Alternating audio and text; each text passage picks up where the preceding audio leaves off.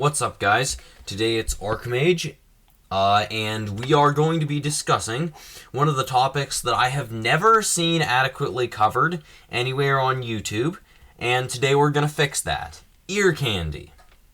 Now, a lot of the times when I'm watching a YouTube tutorial, which I do a lot, people are just like, oh yeah, and I added these elements here for ear candy.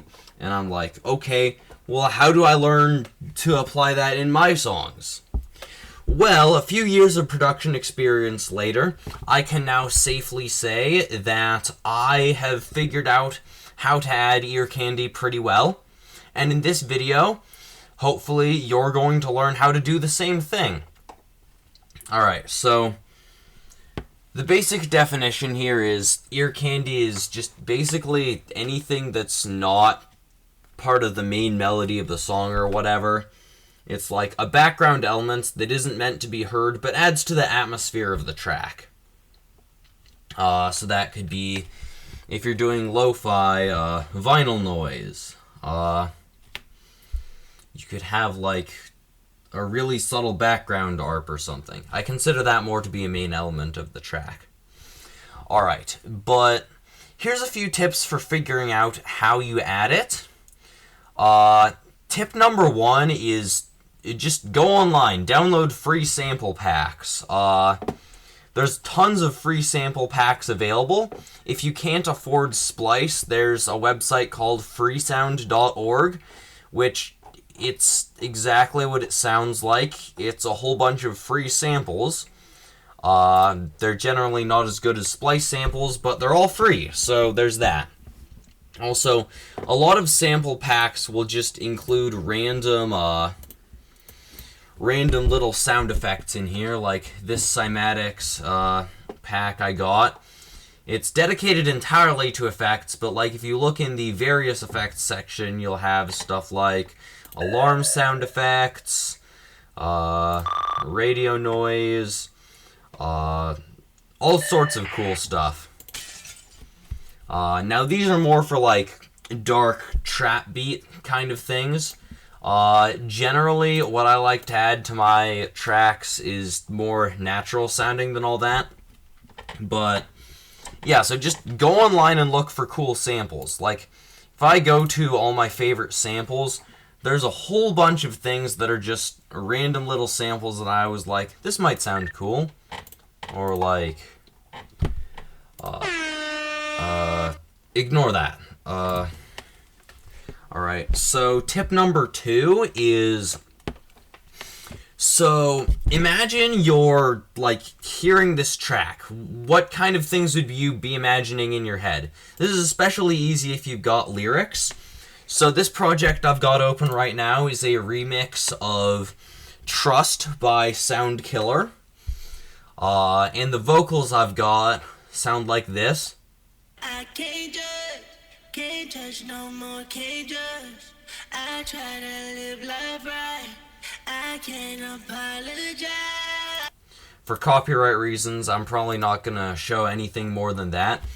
So I heard these lyrics and I was like, okay, so these are admittedly kind of generic, but so are a lot of lyrics in EDM music. It's one of my gripes with the genre, honestly. Probably Splice is to blame for that. But whatever. The point is, I was like, okay, so what can I imagine here? Okay, I'm kind of imagining like a Madness arc sort of a thing, Descent into Madness, Paranoia. So I was like, alright, so let's start by adding some like ominous fire noises. Something that sounds like a descent into the abyss. Alright. And I did this, and I also had these bells here.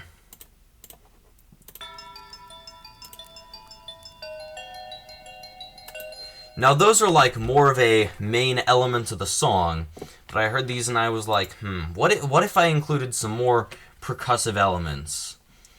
So I also added this.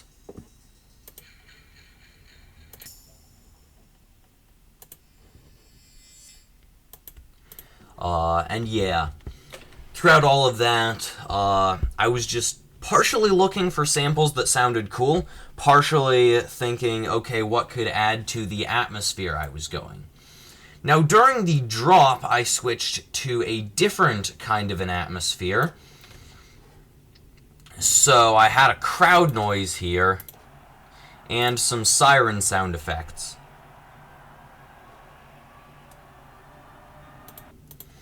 So yeah, and what I was kind of envisioning there was like, I don't know, some kind of turmoil, society in an uproar.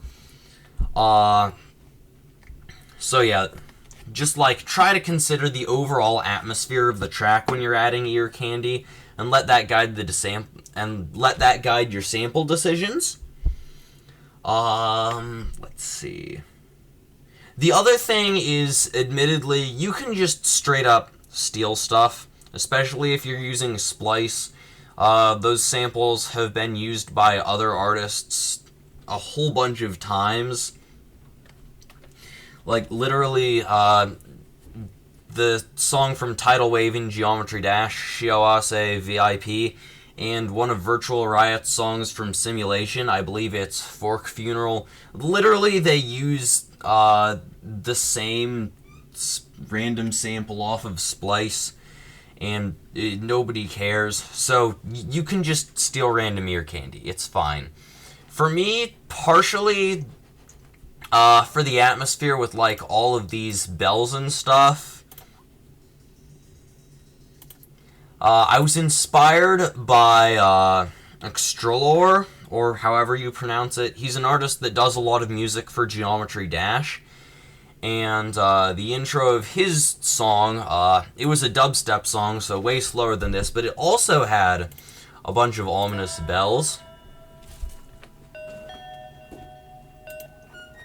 And then it also had, like, some, stuff that sounded like stuff was falling. So I decided, hey, let's go for the same atmosphere here, am I right? Now if you mute all of the ear candy in the intro, and just strip it back to its barest elements, you would get...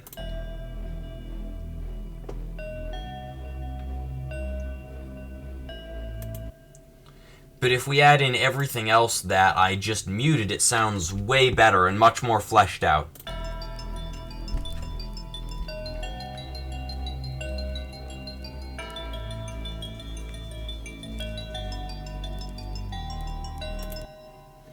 Alright, so yeah, the other thing is you have to consider the mix. Nobody wants to hear like your random background sound effects as the main element of the mix down, and you have to make sure you're not overemphasizing stuff.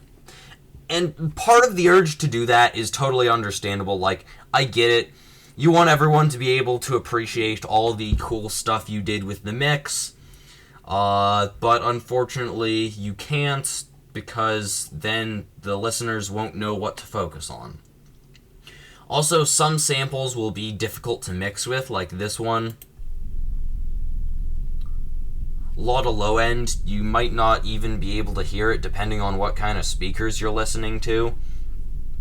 But like, that's one where I couldn't have used it here, because I've also got a Reese bass in the intro, and those frequencies would have clashed with each other a lot. In fact, just for the purposes of demonstration, let me drag that in here real quick.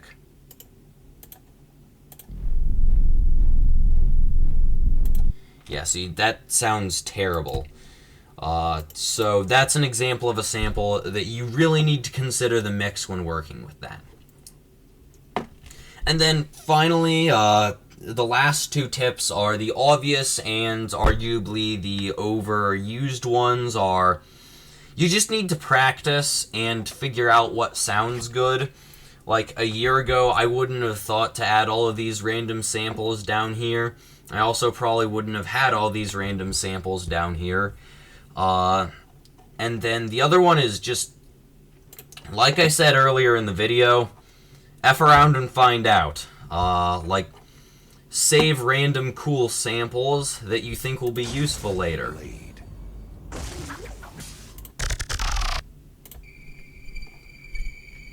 Like, I've got all these random sound effects where I was like, this sounded cool. I'm gonna use this in a song later. And then I've used several of these in a lot of songs. So yeah, just mess around and practice. Ultimately, that's how you get good. Imagine an atmosphere and don't mix everything too loud because then you'll just overwhelm the listener. That's like the main takeaways from this. As usual, don't forget to like and subscribe, and I'll see you in the next video.